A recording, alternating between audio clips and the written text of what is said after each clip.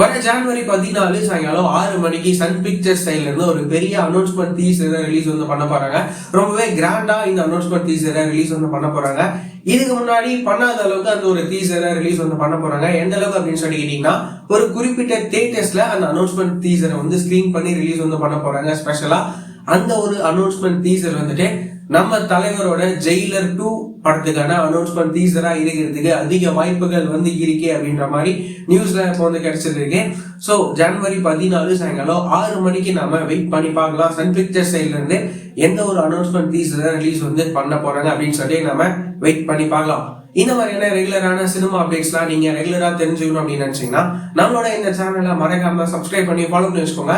வேற ஏதாவது ஒரு நெகட்டிவ் இருந்தது அப்படின்னா மறக்காம கமெண்ட்ல சொல்லுங்க.